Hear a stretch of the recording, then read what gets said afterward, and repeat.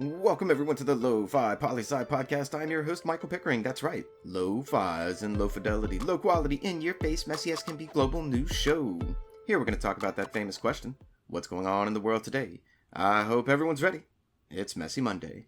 Messy Monday's weekend recap will bring you 10 fast-paced headlines from across the globe, and then a piece of humanity to send you on your way for the week. So let's get messy. The news, fresh off the press. The following three stories all come from AP News International section. We begin with a story in China. Police corral crowds as movers leave U.S. consulate in China. That's right, in retaliation for the U.S. forcing China to close the Houston consulate, wouldn't you know the Chinese forced the U.S. to close its own consulate in China? And the U.S. State Department said it was saddened by this move. But really, you couldn't have been surprised by this messiness. Next up, we move to Russia. Massive protest over governor's arrest challenges Kremlin. Several weeks ago, a governor of an eastern province in Russia was arrested, and the people are taking to the streets for his release. This is an update to a continuing story for us, as these protests have now gone on for 2 weeks, something extremely rare in Russia. We'll be keeping an eye on this one for sure. Now off to the Middle East we go. Arrests and clashes follow anti-Netanyahu protest in Israel. There are countrywide protests against Prime Minister Netanyahu for, well, frankly, for most everything he does. These protests are growing in size, and the number of them, across the country, having even reached his personal residence over the weekend. The following 4 stories all come from Reuters World News. To Thailand we go. Delicious taxes, Thai protesters use Japanese cartoon hamster to mock government. It was a protest-heavy weekend across the globe, Lo-Fi Nation, and in Thailand, where the military took over, only recently letting democracy return, though it really doesn't look like democracy because the military still holds power. The next generation, the lo-fi generation, are taken to the streets and being innovated using songs based on Japanese animation advertising with a hamster in it. The most delicious food is taxpayers' money. We're watching Thailand. Well played. Now we head to Ukraine with an update there. Putin, Zelensky, discuss conflict in eastern Ukraine on eve of ceasefire. The president of Ukraine and the president of Russia are trying to figure a way to end a 6-year conflict in eastern Ukraine that hopefully doesn't end with Russia annexing it to become part of Russia. Though early reports are indicating that the ceasefire has already been broken, we'll have to wait and see how this develops further in the week. And talking Russia and annexing things that don't belong to them, our next story. Germany rejects Trump's proposal to let Russia back into G7 foreign minister. That's right, it used to be the G8, but Russia was booted out for annexing Crimea. The US said, we should let them back in. And Germany says, I think not.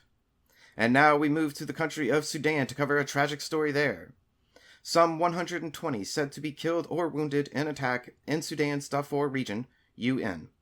In case you didn't know, in 2003, Darfur was the site of one of the most horrible genocides in recent history, with some estimates putting the number of around 300,000 lives lost.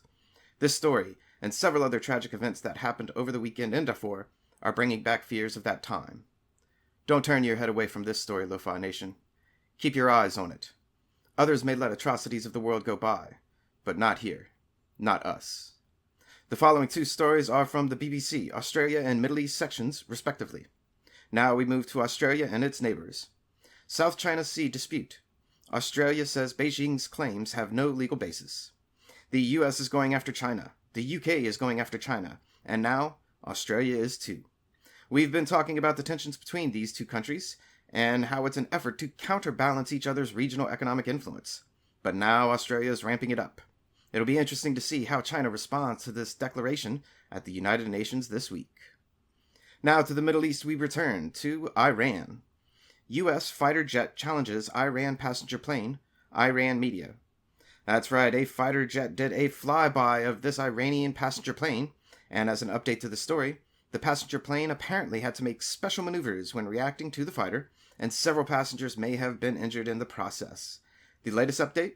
The Iranian government has said that those Iranian citizens may sue the U.S. government for responsibility of their injuries.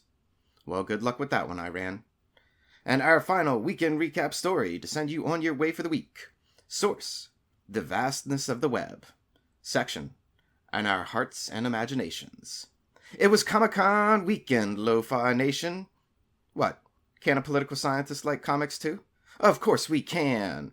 So much happened this weekend with Comic-Con International 2020 at home. Check out their YouTube page for all the great panels and discussions that went on for the weekend. There's enough content there to keep you busy until next weekend for sure. With all the messiness going on in the world today, it's good to take a break and unplug every so often. And why not read a comic or two? And that's a brief snapshot of what's going on in the world today. Stay tuned for tomorrow's episode of the 10 least free countries in the world. Always remember that Lofi Poli Sci is more than just me.